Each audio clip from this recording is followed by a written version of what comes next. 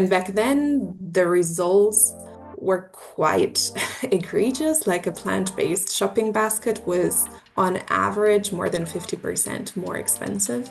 We repeated the price study every year because we wanted not only to kind of dispel the myth or check if the myth is true, is plant-based more expensive, but also provide a sort of archival record of how plant-based prices are developing, as otherwise it's very just anecdotal. And we were quite happy to see that over the years, what was in 2022 50% over the years has decreased to 16% last year. And it was Amazing. also mostly due to a very strong outlier. So we're really reaching price parity, and hopefully we'll get even to more than that.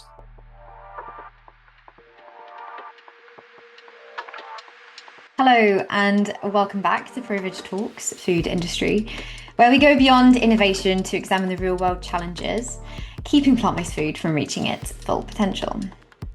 Hosted by me, Gemma Chapman, this season is your practical guide to navigating and overcoming the commercial challenges that alternative protein businesses face today. In today's episode, we're tackling one of the most urgent and stubborn hurdles affecting the sector: price. Despite growing demand for sustainable options, plant-based products are still often more expensive than their animal-based counterparts. And that's a problem, especially for flexitarian shoppers trying to make climate-conscious choices on a budget. Joining me today is Virginia Cecchini Kuskow, Food Industry and Retail Manager at ProVeg Germany, who's currently leading an ambitious project to help close that cost gap. We'll explore what's really driving up prices in the plant-based sector, how companies can reduce costs without cutting corners, and what role governments and food system reform might play in levelling the playing field. If you work in food service, retail, or product development and want to make plant-based options more competitive, this conversation is packed with practical insights you won't want to miss. Virginia, welcome to the podcast. Thank you for having me. So let's set the stage for today's topic. Why is price such a critical barrier to the mainstream success of plant-based foods, and what makes it different from other consumer objections like taste or availability? hmm it's a very good question. Price is the main barrier for, I think, very normal reasons that we all can easily understand. If we see two similar products, but one costs two times or three times as much, we'll tend to grab the cheaper ones. And this has been true for many years for plant-based products, in which, let's say, the alternative was always more expensive than the original product. And this might have worked for vegans who bought these products out of conviction, out of ethical reasons. It worked less for the broader population. And again, it's not just something that I guess that we can intuitively understand, but also something that has been proven again and again through different surveys also, that price was always the main barrier. It's also a tricky question because there is also, or we assume there is also a group of people who are just not willing to try alternatives. And sometimes also price could also provide potentially also an easy excuse because you don't want to argue to someone who out of monetary reason cannot afford something. But concentrating on a hard fact that was alternatives have been more expensive for many years, and now the trend is finally shifting. We thought that was the most important thing to address to at least reduce that barrier to consumption. Brilliant, thank you.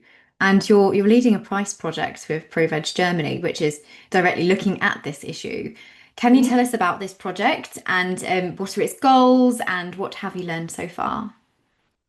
Sure. So the project was born as a spin-off to something that our Dutch colleagues did. They did the very first ProVeg price study in which they compared the what is called like the entry price plant-based option to the entry price animal-based plant-based option and the most expensive animal-based option.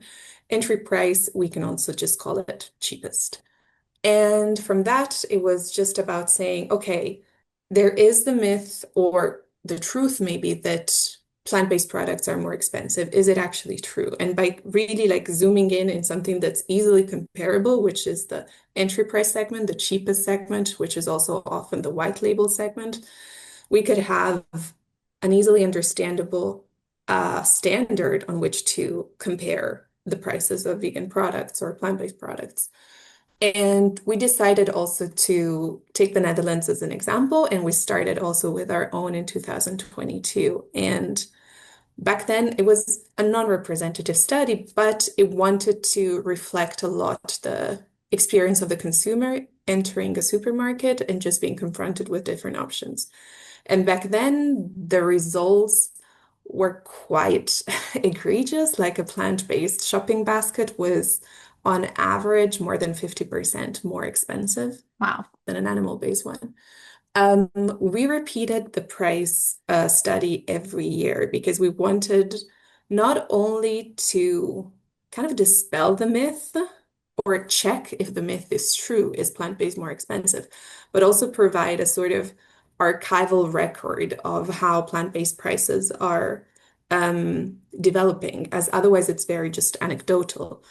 And we were quite happy to see that over the years, what was in 2022, 50% over the years has decreased to 16% last year. And it was Amazing. also mostly due to a very strong outlier. So we're really reaching price parity, and hopefully we'll get even to more than that. That's an amazing trend. Let's hope that continues to be the case, not only in Yes. Germany, but across Europe as well. Yeah. So let's dig into the root causes of the price gap between plant-based and animal-based products. What are some of the key factors that contribute to the higher prices of plant-based products? Many. And I think it would be hard to unpack them all or even maybe to list them all. I'll try my best, Gemma. So, but exactly bear with me. So one is a very, like from a production perspective, is a term of numbers. So regular cream cheese is produced in the millions, whereas as the audience is way broader. The plant-based version is produced for a way smaller audience, so they cannot, there's no scaling up effects, there's no economies of scale there, so the price of producing that one unit is higher. Another aspect is the willingness of consumers to pay for something.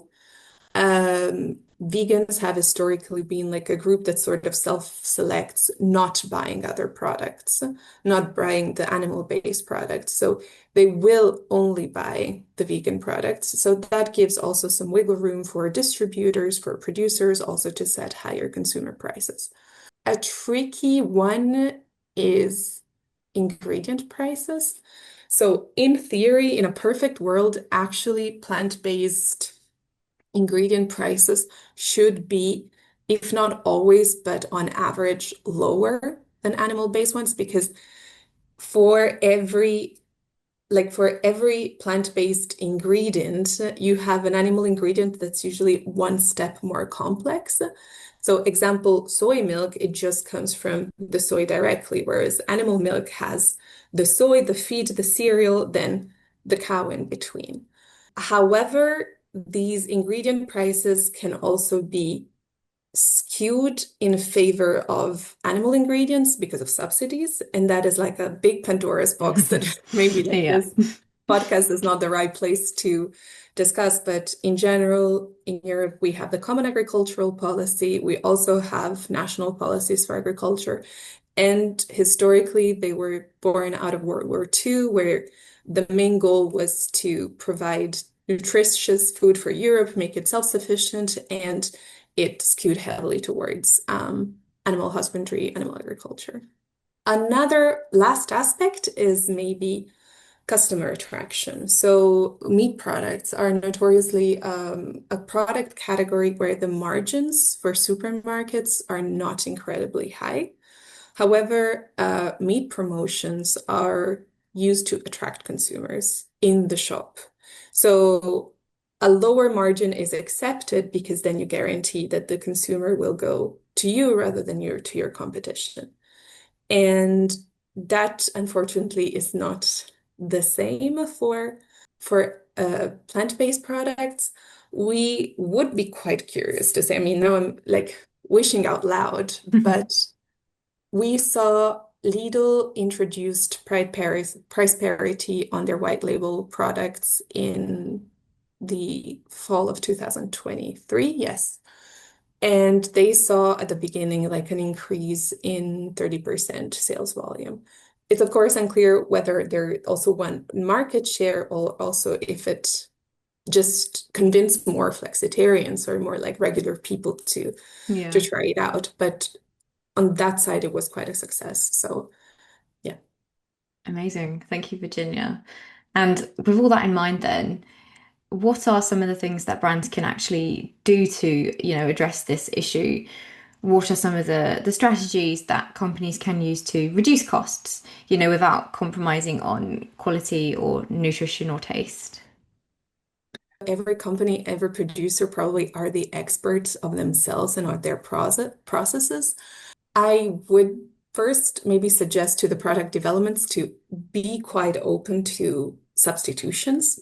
Like, of course, I'm aware that someone who specializes like in regular cheesecake production cannot just say, oh no, I'll swap all the ingredients, or someone who does pastel de nata, or like products that are heavily centered on an animal-based ingredient. But for all the products that are like kind of in between, I think, or my wish would be for product developers to um, be open to different plant-based alternatives. There's a huge range of really valid ingredients that, for example, for egg replacement in bakery products, it's a perfect example because they're never usually that front and center, and the results can be easily achieved also through plant-based egg replacers. And the advantage there is also that they're allergen-free and also have a higher shelf life. So they're also easily to stock.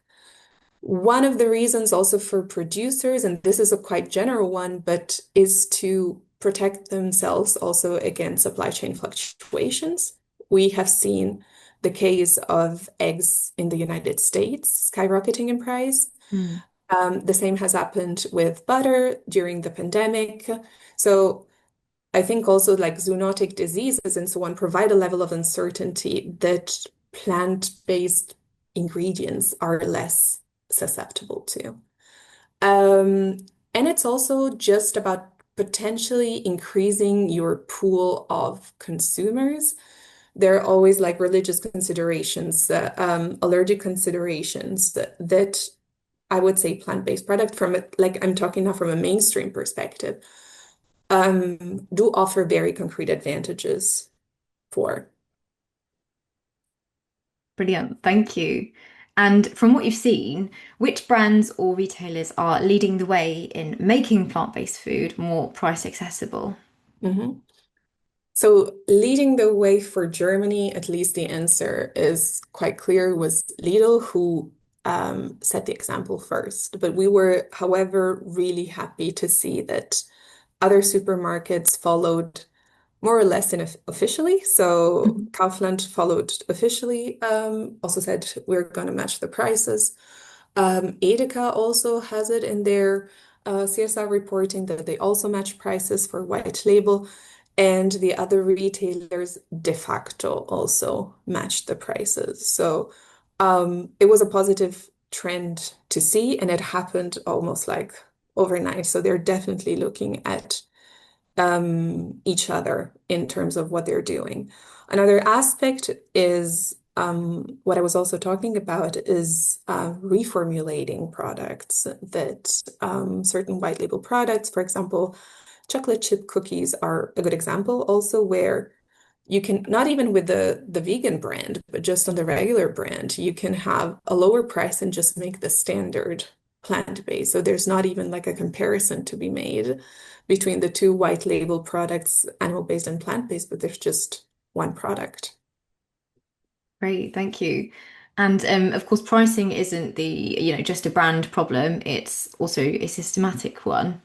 Mhm. How big of a role could government support, like subsidies, procurement policies, or taxation, play in making plant-based options more affordable?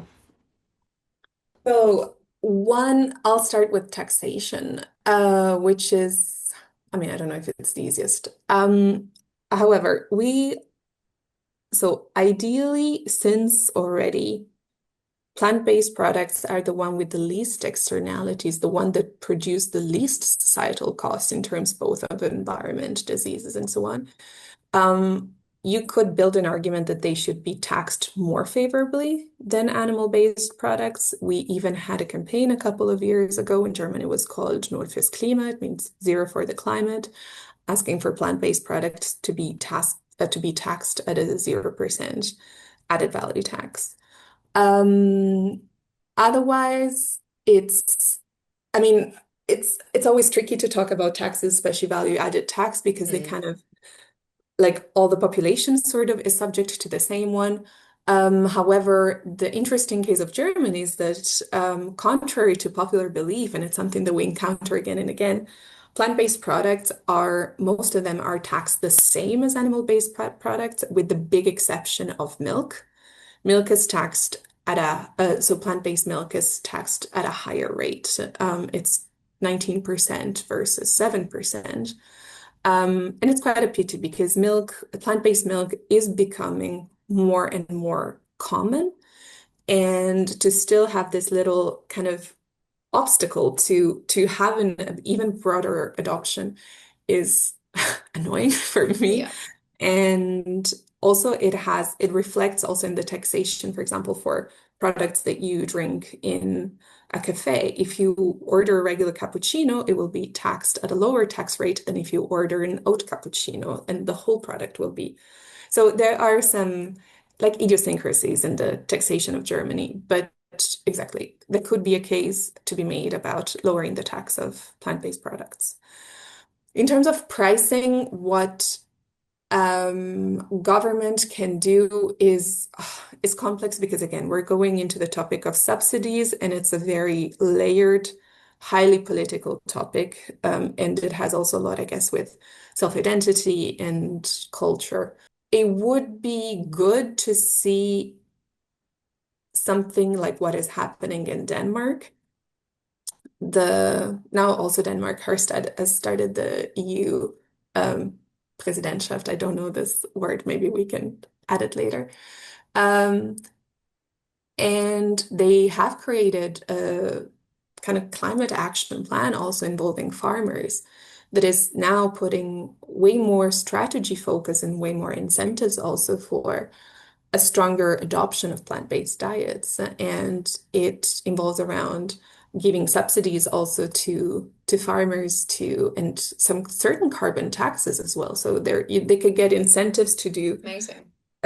something towards plant-based, and they also pay a higher tax if they still stay above certain emissions. That is just giving the right incentive. And as far as I understand, the way this climate action plan was created was also quite broad and horizontal by involving all the different stakeholders.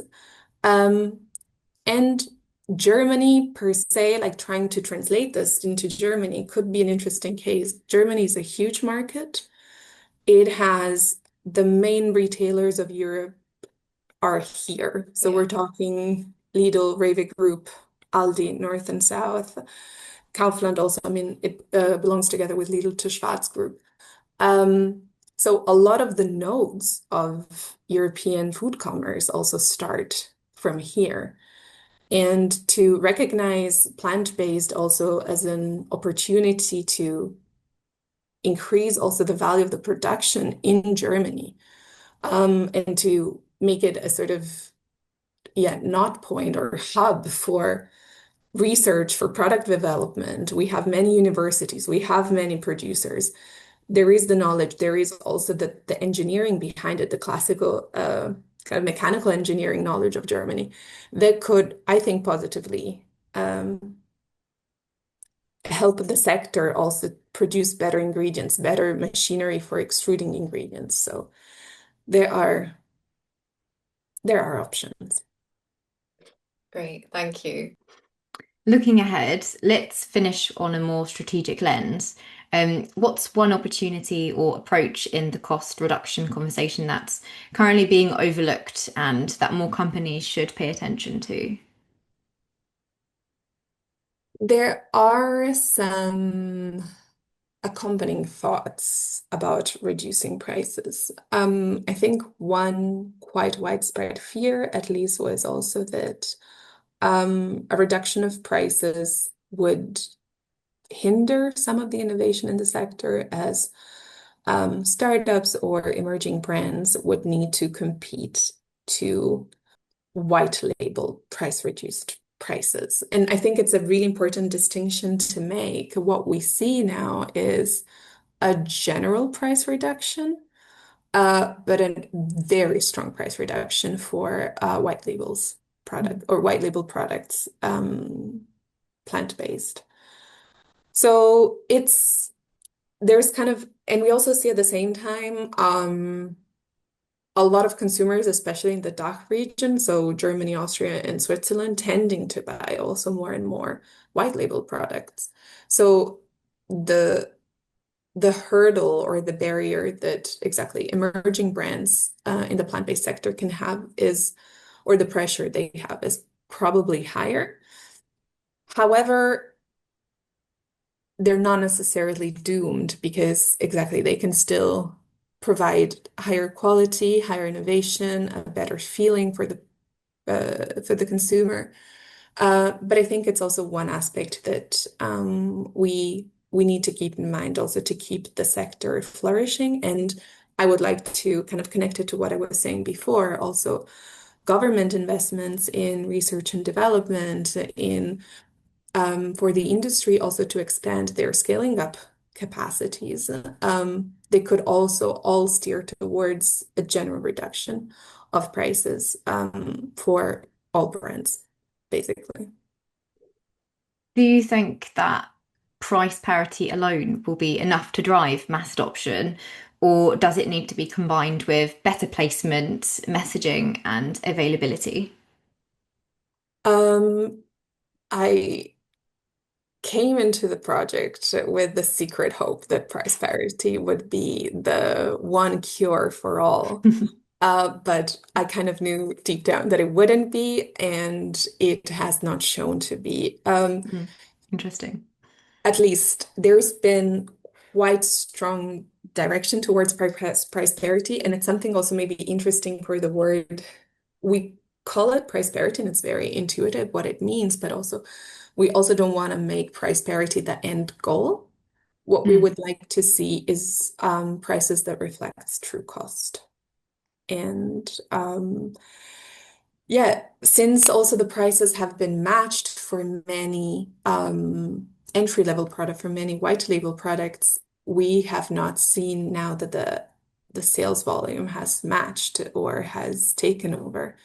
So I think there's still different hurdles like a habit. We're creatures of habit. There's still the issue. I mean, I don't know issue necessarily, but taste. It's also for certain things, it could be an acquired taste, like for coffee or for different textures as well.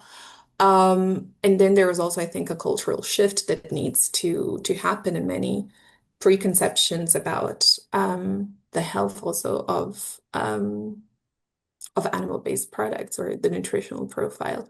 So it's good to tackle on one subject, but we need to be active also on different ones. Great, thank you. And if you could give one piece of advice to a plant-based brand or retailer struggling with pricing pressures on plant-based products, what would it be? I have to think about this. I would say I know the pressure is high, and I know all of them are basically are for profit companies. But I would say many of them are in such a powerful position that I think also they could cut out some room for experimenting. There are also some interesting cases, I think, for the German landscape. Edeka and Rewe, they also have a strong franchise component in which kind of regular people like me and you could apply to open a supermarket under our name and under our own management. And having these type of pockets of independence also spread around Germany, I think could be a nice canvas where like the higher company also could try out something and see um, what does placement do. And we see that's the really hard part also from science that a lot of like consumer behavior is based on surveys or is based on artificial conditions. It's Mm. really hard to replicate um, in real life. So they do have the power to do this, and that's why it would be more a kind of encouragement to be a bit more maybe crazy or courageous and try a bit more out. And I think, but the more practical, I would say, advice that I would give is look into ingredient substitution. I know that there's a certain fear about, taking away value from a product because we tend to see animal-based products as more valuable with an intrinsic value. Like, of course, if a cream has butter, we tend to think, oh, it's more valuable than a cream that has margarine. Um, but it doesn't have to be like that. And for many products, it could be really worth to see what can you change, how can you like reformulate that product to make it plant-based without necessarily attacking the identity of the product. Great advice. Thank you.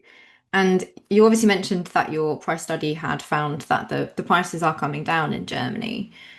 Looking ahead then, how far away do you think we are from price parity becoming the norm in Germany and across Europe? I think we are on a good way. However, exactly, I have also have to, in Italian, we say like put my hands forward and say, for example, like a certain price parity is hard to monitor for brand products. Simply because the standards could be so different and basically sky is the limit. So you can have really high-end products. And it also has a lot to do with image and how you communicate, whether you're a high value, middle value, or low value or brand. Um, I am quite optimistic. Political times are changing, so don't take my word for it. I might change my mind in 1 year or so. But I think also they are pressing issues that we cannot ignore anymore. Like I think we are looking away from many things, but at some point we will have to deal with certain costs, with certain fluctuations in the supply chain. So I think it's only a matter of timing. I don't think it's a matter of if, it's more a matter for me of when. I hope it's soon, it's around the corner, but probably not. But that's what me and you are working towards. Brilliant. Thank you. And Virginia, thank you so much for your insights today. Where can our listeners find out more about your price project? Well, first, thanks, Gemma, for having me and for the kind invite. For the German-speaking audience, they can just have a look at our website. You can find all the different iterations of our price study. There's always also events we're speaking at every year or 2 years. We're also organizing the New Food Conference, and last year, price and scaling up was a big topic also. So also check out our upcoming events. And yeah, also like have a look also if there are any campaigns also to reduce prices or to reduce taxation. Yeah. Amazing. Thank you. For more support on your alternative protein strategy, get in touch with ProVeg's experts at corporate@proveg.org.